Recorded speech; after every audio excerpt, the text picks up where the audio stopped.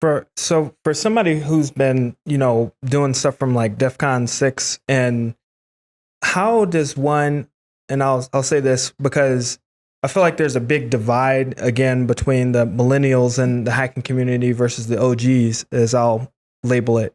How does someone who's just coming into the industry assimilate into your type of community? And you were talking about like how you got invited to some group or, IRC with all these people, like how does someone who just came into the industry even find a path into a circle like yours? I think that attending conferences and industry events are powerful. Mm-hmm. I think it's a way where you have an opportunity to come face to face with just about anybody that you could imagine or want to meet in this industry. And I think that people try to, they still get stuck in, the OG rock star millennial, teaming mentality. The truth of the matter is that any of these conferences, DEF CON, Black Hat, B-sides, any of these events that are going on, walk up to somebody, show them that you're interested, show them that you care, show them that you even know who they are, right? And ask them out for a beer, or ask them out to dinner or lunch. You'd be amazed at all it really takes is conversation. They're a human just like you. I think that one of the biggest mistakes that I see people do is the idolization of some of these older crowds or ways of thinking. There's still a bit of mentality where people think that hackers, somebody sitting in their mom's basement with a hoodie on, drinking Jolt Cola and pound away till the wee hours of the night, and that world's long dead. I think that at this point the industry is very open to communication and discussion and teaming and partnering, and I've never met anyone that is worth their weight or deserves to be in this industry that isn't willing to help others, especially people that are coming into the industry fresh and new.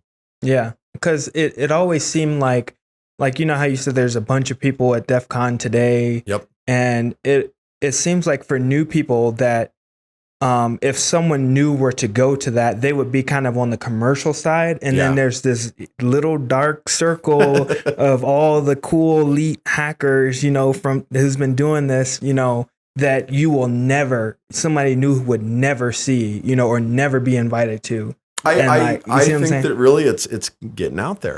Okay. I don't know anybody in that dark circle, as you put it, that isn't approachable and that isn't somebody that would be willing to speak to somebody new in the industry. I think it's important to be social. When I talk to students that are graduating college and asking me, kind of how to take those next steps, I talk about the resume fodder, right? Like you can go apply to 100 companies and maybe get a call back from one, right? With by just throwing your resume out there. I don't care how good it is or what's on it. That's just kind of the stats. Mm-hmm. If you know one person inside of that company, you're pretty much guaranteed an interview, right? It's the same kind of thing in the hacking culture.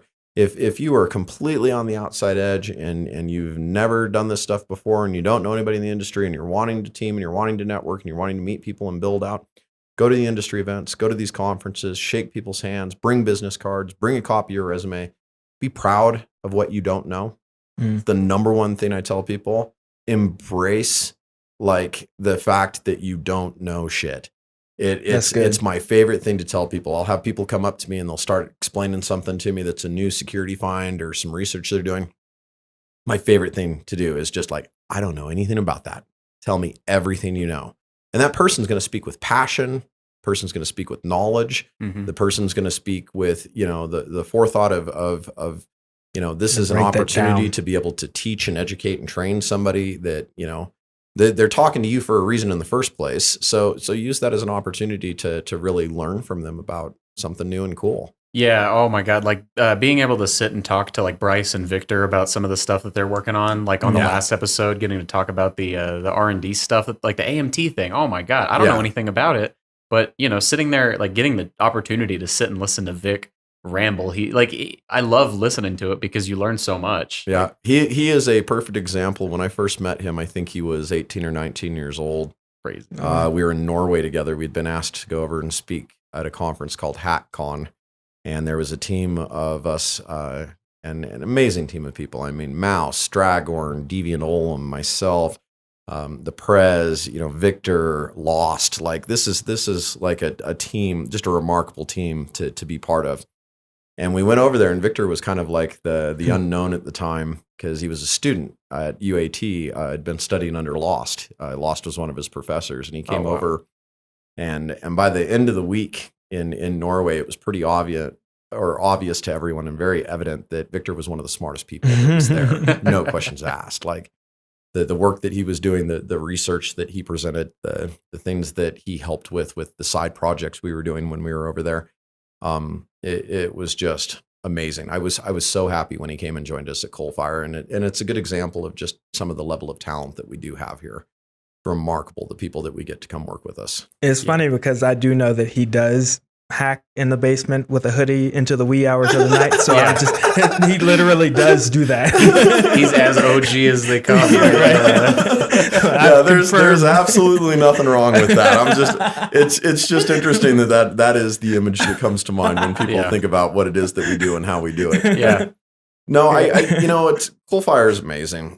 I've worked with a lot of companies, big name companies. I worked at British Telecommunications. I worked at Air Electronics.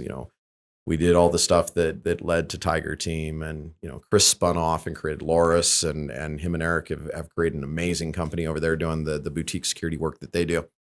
But I think that one of the things that is interesting is when you kind of rewind it and kind of look back, we're lucky. In a lot of places, it was knowing the right people or having the right conversation at the right time. And the one thing that I will attribute to our success in that arena and the things that led to the TV show was that we were approachable. We were able to communicate. We were able to talk to people. We weren't worried about our OPSEC. I am the worst person in the world to talk to about OPSEC, because even though I sit here and teach it and live and die for it and grew up in a family where that's something super important, it was amazing to me how by embracing the exact opposite, I found a lot of freedom by being truly an open book with a lot of the work that I was doing and who I was and the things that I do. That made it a lot easier, because then all of a sudden when anybody would want to drop my docs, they'd realized I'd already dropped them, right?